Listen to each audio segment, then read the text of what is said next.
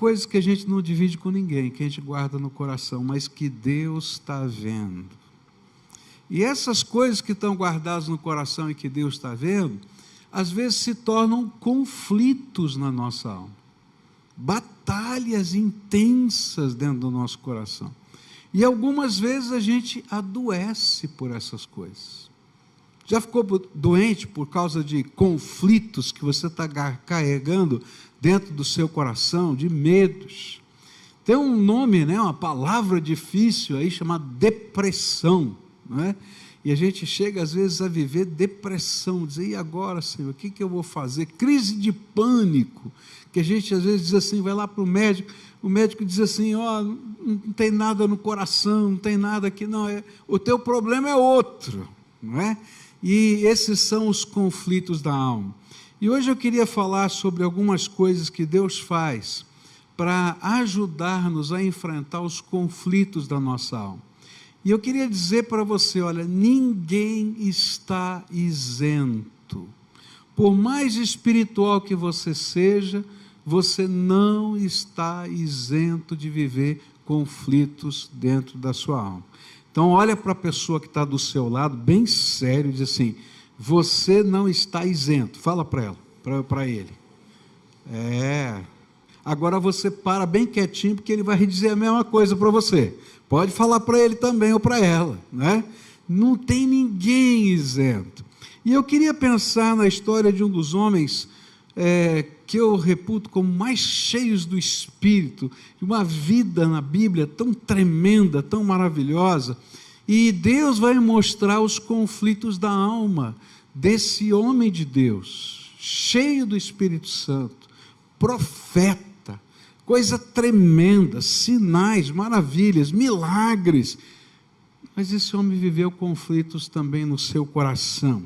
E eu vou ler o texto que se encontra em 1 Reis, capítulo 19, e me permitam ir lendo trechinhos desse capítulo. Se você quiser deixar sua Bíblia aberta, eu vou lendo trechinhos desse capítulo, para tentar mostrar para você quais foram as ferramentas que Deus usou para restaurar os conflitos do coração desse homem poderoso, cheio do Espírito Santo, chamado profeta Elias.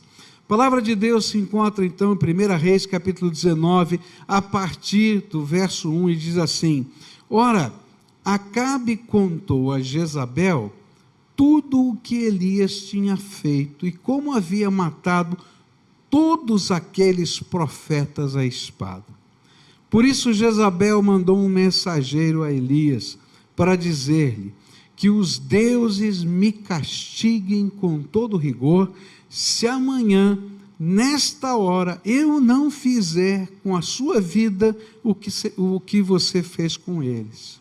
Elias teve medo e fugiu para salvar a vida. E em Berseba, de Judá, ele deixou o seu servo e entrou no deserto, caminhando um dia, e chegou a um pé de gieste, sentou-se debaixo dele e orou, pedindo a morte. Já tive o bastante, Senhor. Tira a minha vida, não sou melhor do que os meus antepassados. Depois se deitou debaixo da árvore e dormiu. E de repente um anjo tocou nele e disse, levante-se e coma. E Elias olhou ao redor e ali junto à sua cabeça havia um pão assado sobre brasas quentes e um jarro de água. E ele comeu, bebeu, deitou-se de novo. E o anjo do Senhor voltou, tocou nele e disse, levante-se e coma, pois a sua viagem será muito longa. E então ele se levantou, comeu e bebeu, e fortalecido com aquela comida, viajou 40 dias e 40 noites, até chegar ao Horebe, o monte de Deus. É interessante porque esses primeiros versículos nos revelam a condição emocional, física, desse servo de Deus, que certamente estava afetando a sua fé, e até a possibilidade de agir espiritualmente. A gente fica pensando, será que um homem de Deus tem crise? Tem. Esse homem estava agora com a sua mentalidade turvada, com seus pensamentos conturbados. E ele estava pensando até em morrer. Senhor, me mata logo, me leva embora daqui, não quero mais, não aguento mais. Ele estava desgastado, consumido, arrebentado pelos subsequentes embates com Acabe e Jezabel. Se você já enfrentou um problema que parece que vai demorar muito tempo para resolver, e que você está lutando com ele, né? E vai uma semana, duas, um mês, às vezes, quem sabe, anos, um problema dentro da família, um problema dentro da igreja, um problema dentro do ministério, e aquilo parece que não vai, então você já está entendendo como é que estava o coração de Elias. Ele estava dizendo, Senhor, não estou aguentando não. E o interessante é que esse fato vai acontecer no momento em que ele pensava que tinha conseguido a vitória tão sonhada, porque naquele embate com os profetas de Baal, Deus revelou o seu poder e todos aqueles profetas foram perseguidos pelo povo de Deus e mortos, dizendo, esse aqui não é Deus, existe um Deus verdadeiro. E eu acho que ele pensou assim, agora sim, agora o ministério vai para frente, agora sim as coisas vão acontecer. Mas aí ele recebe um pedacinho de papel, um bilhetinho de Jezabel, dizendo assim, você pensa que acabou? Acabou não, acabou não, agora eu vou te matar, assim como você matou os profetas de Baal. E diante desse fato, ele entrou em angústia, e ele disse, Senhor, já tive o bastante, exatamente está assim na Bíblia, chega, não aguento mais. E ele vai escrever uma outra frase, olha, eu não sou melhor que os meus antepassados, ou seja, se os meus antepassados não conseguiram enfrentar essas batalhas de idolatria e não resolver o problema, eu já cansei, Senhor, eu não dou conta não. E, na verdade, essas palavras refletem a visão que Elias estava tendo dele mesmo, do que estava dentro do seu coração. Talvez ele pensasse assim, eu fui chamado, ungido, revestido de poder, mas eu nunca vou conseguir alcançar o meu objetivo, que é transformação do meu povo. Eles continuam os mesmos. O meu trabalho, o meu sofrimento foi tudo em vão, perdi tempo. E todas as pessoas de Israel agora, na mente dele, estavam personificados em duas pessoas, Acabe e Jezabel. Todo o resto já tinha passado, ele não enxergava mais nada, só enxergava Acabe e Jezabel. Você já teve um momento na sua vida que você não consegue perceber nada de bom na tua vida? Você olha em volta e diz, olha, não dá certo não, essa vida está muito ruim, está complicada, está difícil, e você só enxerga o problema, só enxerga a dificuldade, só enxerga a coisa ruim. E se alguém diz para você, mas olha, lembra de tal coisa, assim, tá bom, não adianta nada, olha aqui, está ruim de novo. Fala a verdade, já teve, não teve? Até Elias teve. E então ele chega num ponto que ele diz assim, fracassei. Você já teve esse sentimento assim, ó? Fracassei. Eu estava conversando aqui com o pastor Jorge, aprendi uma lição de vida. Ele estava me contando a história de quando ele chegou aqui, né, para pastorear essa igreja. E ele assumiu com mais ou menos 200 membros, o senhor falou para mim, não foi isso? Depois de 10 meses, ele estava com 50. Era isso mesmo, pastor? Estou errado ou não? É. E ele falou para mim assim, olha, eu estava para entregar esse ministério. Ele que falou para mim. Eu estava aqui para entregar esse ministério. Quando um homem de Deus disse assim, olha, muda a visão. Olha para as crianças, olha para os jovens. E tudo isso que está aqui é por causa daquela visão que foi transformada no coração desse homem de Deus. Pode aplaudir, porque é glória de Deus. E está aí o testemunho, a vida desse homem. Como ele, tem eu, e tem você, e tem Elias. Há momentos na nossa vida que a gente está se sentindo assim. E a gente precisa de alguns recursos de Deus que venham sobre a nossa vida. Naquele instante, Elias tinha desistido, ele desmontou a equipe, deixou o servo dele em outro lugar, ele estava indo na direção da fronteira para fugir do país, ele abandona todos os novos convertidos, porque o povo havia se convertido uma semana antes. E aquilo que ele imagina para ele que é o melhor é ele morrer. E então, como ele não ia se matar, ele faz o que às vezes a gente quer fazer, quando está deprimido, angustiado, ele vai dormir e diz: eu não quero acordar. Posso dormir até não acordar mais? Você já teve um dia assim que você falou assim: eu quero dormir, quero cobrir a minha cabeça, sumir? Então você está bem acompanhado. Elias também teve. Sabe, eu não quero ver ninguém, eu não quero falar com ninguém, para ser sincero, eu não quero nem pensar. Eu me lembro de uma época da minha vida que eu estava tão abatido, que quando tocava o telefone, eu não queria atender, eu me arrepiava inteiro, só de tocar o telefone. Eu dizia: eu não quero pegar esse negócio, não quero falar com ninguém. Sabe, essa aqui é a fotografia de alguém que está doente na alma e que precisa de recursos de Deus, porque todas as forças se esgotaram. E o sentimento que a gente tem nessa hora é que a gente ardeu, a gente deu tudo, a gente queimou. Não sei se tem essa expressão aqui em Minas, queimar a vela dos dois lados. Tem esse negócio aqui? Não. A gente acende a vela dos dois lados, ela vai queimando assim, e aí fica só o pavio queimando assim, fica toda aquela cera cai no chão. Ele brilhou, mas não deu conta. Consumido, esgotado, físico, emocionalmente e espiritualmente. Quantos são líderes de célula, líderes de ministério, líderes de empresas, que se sentem assim? Gente bem sucedida, que você olha do lado de fora e diz assim: esse cara, ó, maravilha, mas só ele, Deus, sabe o que está no coração. Mas é tremendo saber o que Deus faz nessa hora. Eu creio num Deus que faz milagres. Você crê num Deus de milagres? Eu creio num Deus que faz milagres. Deus é capaz de mandar fogo dos céus, mas Ele também é capaz de mandar um anjo só para refrescar e alimentar o seu servo. Uma semana antes ele mandou fogo do céu para consumir o altar, mas naquele dia Elias não precisava de fogo do céu. Sabe o que ele precisava?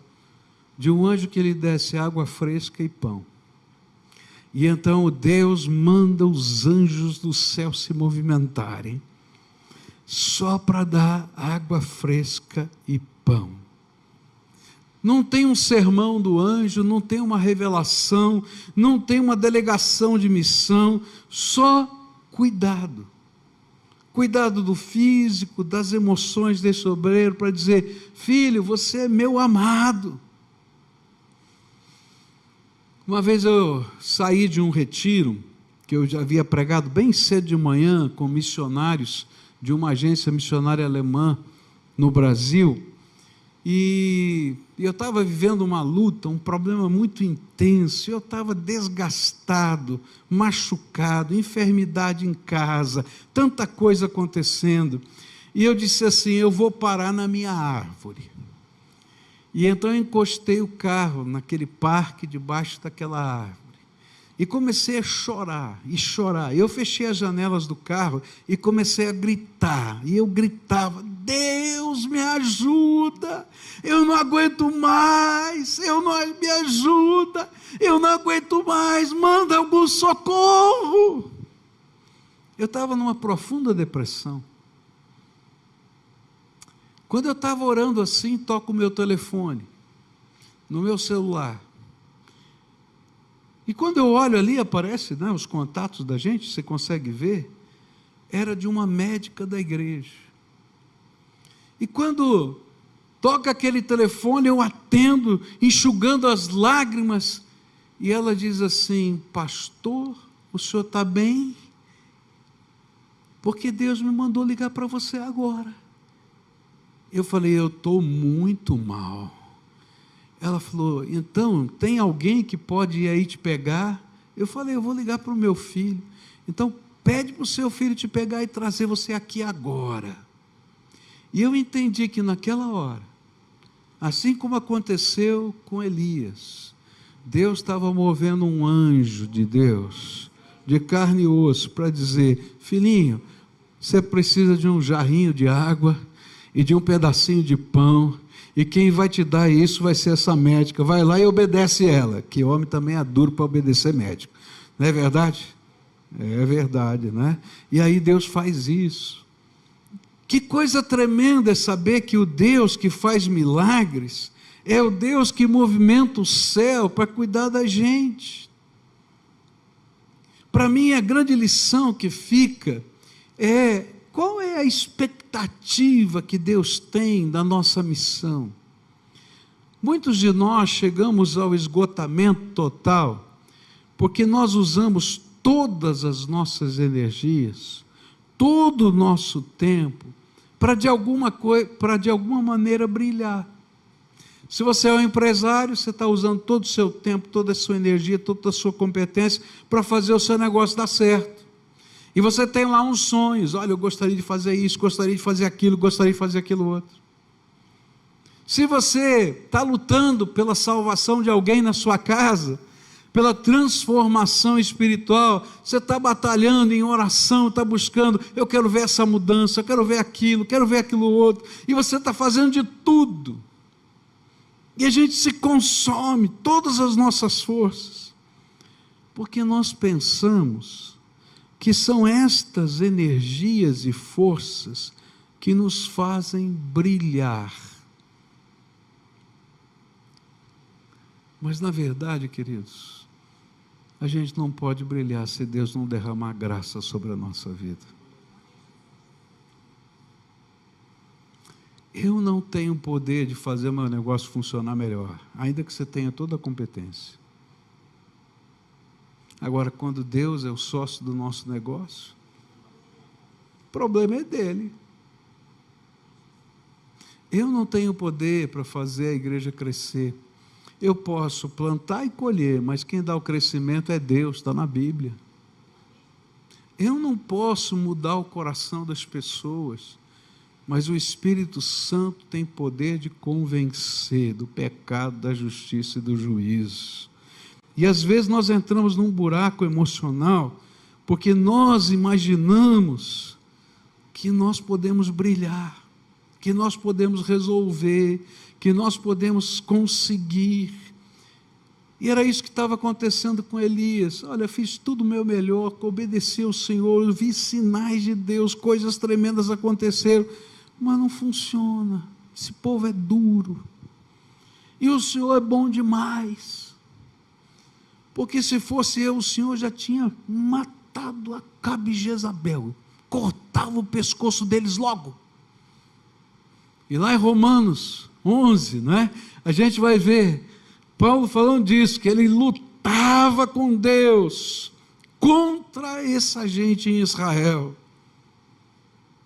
Você já teve vontade de fazer uma oração assim, Senhor, pega esse indivíduo.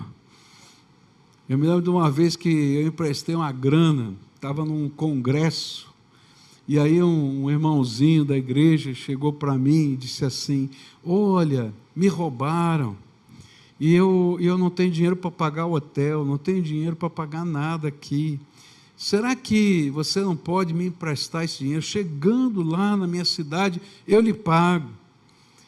E eu olhei para aquele irmão e falei, olha, esse dinheiro todo aí eu não tenho não, eu só tenho dinheiro que eu reservei para fazer o parto do meu filho, da minha filha que ia nascer. Eu posso, se você me der certeza de que você vai me pagar mesmo, eu te empresto, mas se não, não faz isso comigo, porque é o dinheiro de pagar um médico e um hospital. Falei, não pastor, fica tranquilo. Paguei, nunca mais vi. Me dava uma raiva.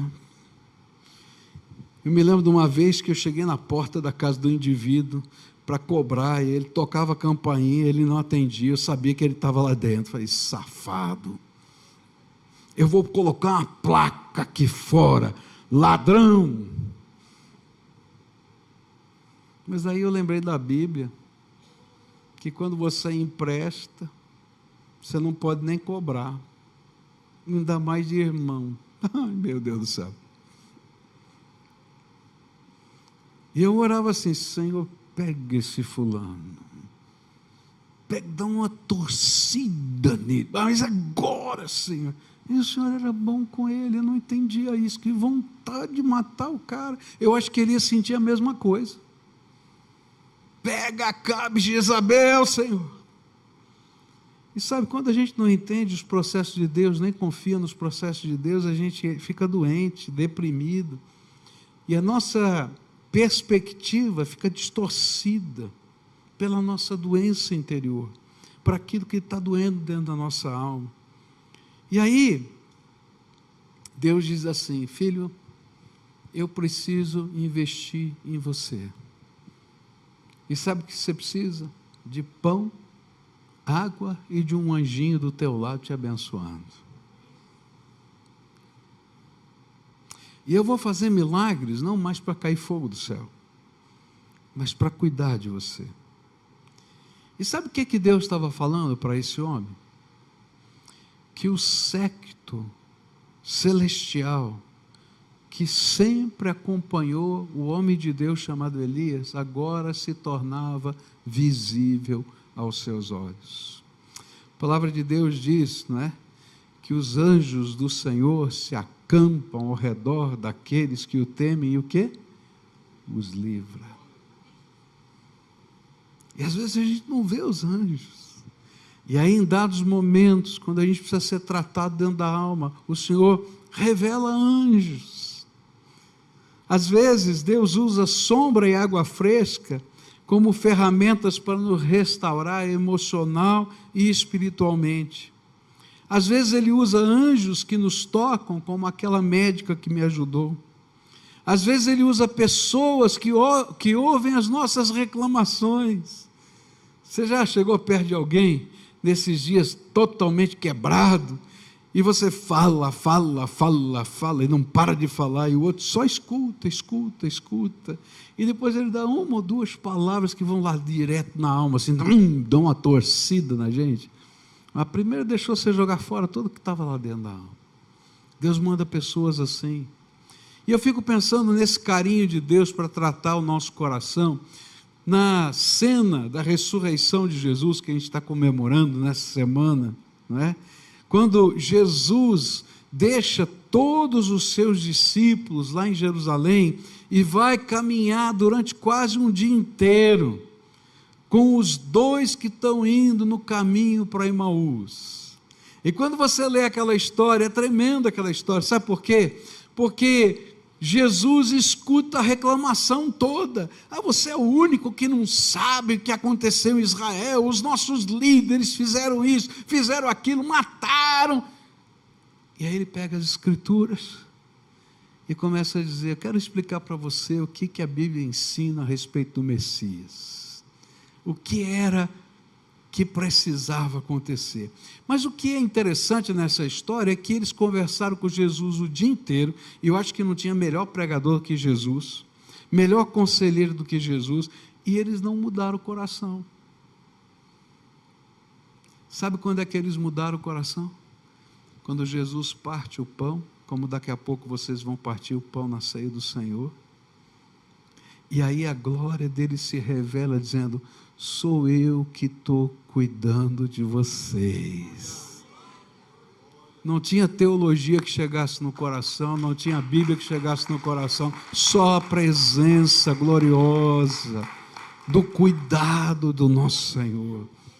Às vezes a gente está vivendo tempos difíceis, eu não sei como é que está o teu coração e a tua vida, eu não sei quanto tempo você está numa batalha. Às vezes a gente está dizendo, Deus, eu vou desistir, não aguento mais não vai funcionar. Mas aí o Senhor vai dizer assim, filhinho, você não entendeu que eu estou aqui? que os anjos do Senhor estão acampados ao seu redor, que eu tenho um plano para a sua vida, que a história ainda não terminou. Eu era presidente da minha convenção e Deus havia me chamado para uma missão. Eu tinha convicção, eu tinha recebido palavra de Deus, que tinha que haver uma mudança na estrutura da minha denominação. E então eu comecei a trabalhar. Trabalhei um ano inteiro por causa dessa mudança. Visitei 17 estados desse país, pregando todos os domingos da minha igreja. Eu ia na segunda-feira, voltava na sexta ou no sábado para pregar na minha igreja e continuava nessa jornada durante um ano inteiro. E quando chegou a hora da decisão, parecia que não andava. E eu me lembro de uma noite, falei assim: Senhor, amanhã é o último dia. Esse negócio não tem jeito de passar, esse não vai acontecer, será que eu entendi tudo errado o que o Senhor me falou? Você já teve dúvidas assim? Será que eu entendi tudo errado? Como é que vai ser? E eu estava orando, clamando ao Senhor, e o Senhor me disse assim: não terminei de escrever a história. E eu fui dormir com essa palavra no meu coração, sem entender nada. Como é que vai fazer? Amanhã é o último dia, não dá tempo mais. Quando foi 8h30 da manhã, um pastor já idoso da minha convenção pediu a palavra, 8h30 da manhã, quando está abrindo os trabalhos. Ele disse assim: nós estamos discutindo há 3 dias sobre essa mudança. E tem aqui um item aqui que é o principal. Se a gente votar esse item, quer dizer que nós queremos essa mudança. Se a gente disser que não quer, para tudo é melhor. Eu queria pedir para votar isso aqui em primeiro lugar. Não era nem a hora da votação. E aí o pessoal levantou a mão: vamos votar, vamos votar. E de repente, 8h30 da manhã, 9 horas, mais ou menos, aquele item principal tinha sido aprovado. Aí o velhinho disse assim: agora vocês que estão brigando, se reúnam aí e resolvam o problema, porque agora tem que fazer, nós já decidimos. Façam um acordo aí e resolvam. Quando era meio-dia, estava tudo aprovado. Porque Deus não terminou de escrever a história. Está entendendo? Talvez você tenha chegado aqui pensando que acabou, não tem fim, já não dá mais, não aguento mais. Deus não terminou de escrever a tua história. E Ele está movimentando os anjos do céu. Ele pode fazer cair fogo do céu, mas às vezes Ele não quer isso não. Ele só quer dar água e pão e dizer: estou aqui do teu lado como sempre estive, e vou te ensinar o próximo passo dessa jornada. Está entendendo?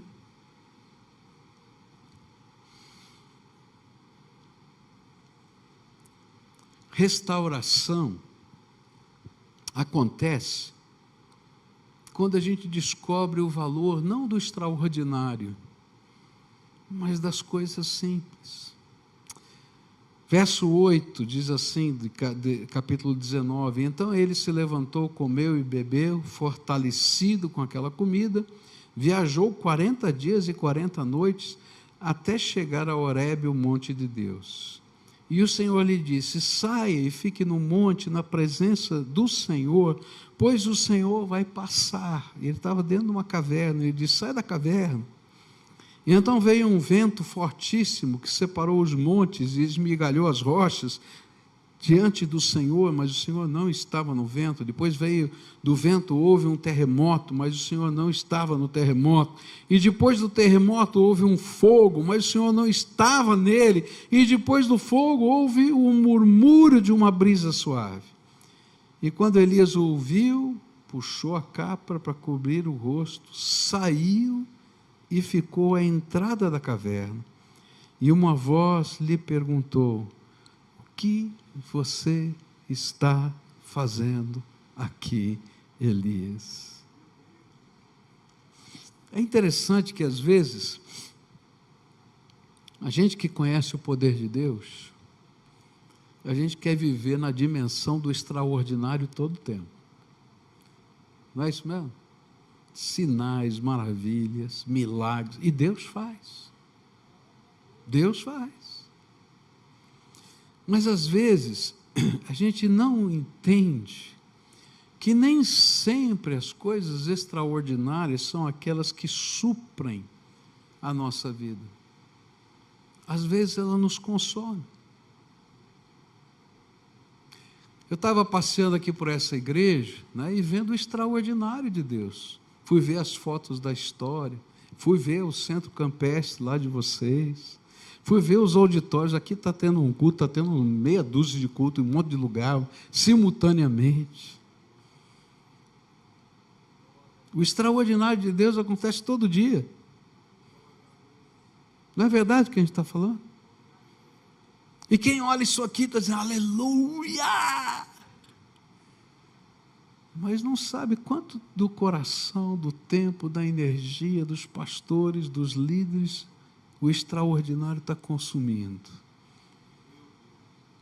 Você está querendo fazer o extraordinário na tua empresa. Plano, projeto, meta, planejamento estratégico, recurso, captação, não sei o quê, papapá, produção, venda, papapá, e você está lá com ideias mirabolantes. E quem olha do lado de fora diz, aleluia, que coisa linda. Mas só você e a sua família sabem quanto você está se desgastando nessa história. Não é verdade? Deus vai fazer Elias perceber que o extraordinário às vezes nos consome. Por que Elias não saiu da caverna no fogo, no vento, no terremoto? Ficar numa caverna no terremoto não é fácil não. Começa a cair pedra para tudo quanto é lado. Eu estava no Peru quando teve um terremoto no Peru, e eu estava dentro de um ônibus, todo mundo saiu correndo, e eu falei assim, eu não vou sair não, vou ficar aqui dentro do ônibus, porque eu estava vendo os postes balançarem, e falei, se cair um poste desse, cai no ônibus, não cai na minha cabeça, eu vou ficar aqui. É incrível. É horrível. É extraordinário. Elias vai para o Horebe, o monte de Deus, ele obedece à voz de Deus, mas ele se esconde na caverna, porque na verdade ele está revelando para a gente a caverna das suas emoções. Você já se escondeu na caverna? Já se escondeu lá nos cantinhos da tua vida, no cantinho, diz assim, ninguém vem aqui não. Travado nas suas emoções. Várias coisas extraordinárias e grandiosas estão acontecendo, mas a sensação de Elias é que Deus não estava nestas coisas, porque ele não queria ver outra vez o extraordinário, ele estava se sentindo consumido. Eu amo desafios de Deus. Sou apaixonado pelas coisas novas, mas alguns anos atrás, chegou meu filho e disse assim, papai, nós temos que abrir uma Cristolândia, um trabalho com viciados de rua, desses que estão abandonados na rua. Nós já tínhamos uma casa de recuperação, mas ele falou, não, temos que abrir para esse povo agora, de graça e tal, não sei o quê. Eu falei, filho, esse negócio dá um trabalho, faz 25 anos que eu trabalho com casa de recuperação, pelo amor de Deus, e esses aqui têm família, esses aqui não tem nada, mas é isso mesmo, pai, nós temos que entrar. Eu falei, cara, vamos orar para ver se é de Deus esse negócio, mas eu disse assim, Senhor, tira de mim esse negócio, é muito trabalho. Passa algumas semanas, chega um e-mail de um colega de uma outra igreja e diz assim, olha, vamos abrir uma Cristolândia aqui, se você quiser eu posso ajudar, mas vocês têm que capitanear. E eu falei, meu Deus, tenha misericórdia, que ele não sabe a bucha de canhão que é. O maravilhoso e extraordinário é maravilhoso, mas dá um trabalho que você não imagina. Aí a gente estava orando, e eu estava dizendo assim, Senhor, passa de mim esse cálice. Um dia, estou no meu escritório, chega o meu filho com um envelope, sabe aqueles envelopes amarelos assim, que pardo, que chama? E eu pensei que tivesse um livro. Dentro daquele envelope tinha 25 mil reais, em nota, em dinheiro. Meu filho chegou e falou assim: deixaram esse pacote aqui, com esse bilhete. Primeira oferta para abrir a Cristolândia em Curitiba. Aí meu filho olhou para mim e falou assim: pai, o senhor não acha que Deus está falando alguma coisa, não? Eu falei: agora eu tenho certeza, isso que é duro. E nós já estamos lá há alguns anos fazendo esse trabalho, louvado seja Deus, abrimos a masculina, a feminina, agora abrimos a casa só para mães drogadas poderem ficar com seus filhos. Foi um trabalho que você não imagina, porque nós tivemos que assumir a tutela de todas essas crianças. Negócio sério. Mas o interessante é que há momentos na nossa vida que a gente não quer o extraordinário.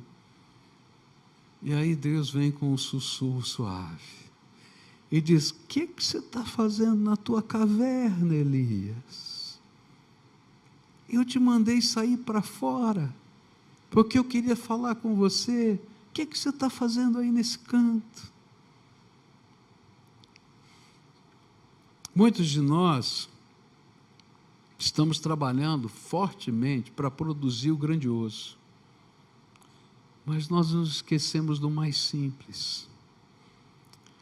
Deus quer que a gente seja como aquela sarça que arde e não se consome. E são os tempos que nós gastamos no Horebe, na presença de Deus, com aquele murmúrio suave, que recobram a nossa alma, para a gente poder fazer tudo o que precisa ser feito. Quando nós podemos confessar os nossos medos e demonstrar a nossa humanidade diante daquele que nos ama e trata das nossas vidas. Senhor, eu estou com medo. Senhor, eu não sei. Eu não tenho resposta. Eu não sei de onde vai vir. Eu não tenho a mínima ideia, mas eu estou aqui, porque o Senhor é o meu Deus, e eu creio no Senhor. É lá que nós somos tratados, a nossa visão é mudada, nós somos confortados.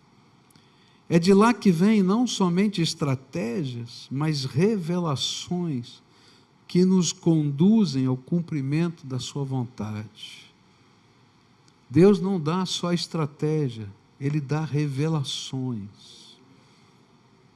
Ele fala de coisas que você nunca pensou e que parece uma loucura aos olhos humanos, que todo mundo vai duvidar. Mas é graça. É de lá que vem os anjos que nos abençoam, porque a Bíblia diz que os anjos estão a serviço de nós, os servos de Deus. Mas quem manda neles é o Pai, Ele que diz: fulano, anjo fulano, vai lá, anjo Beltrano, vai aqui, meu servo está precisando, vai na frente dele.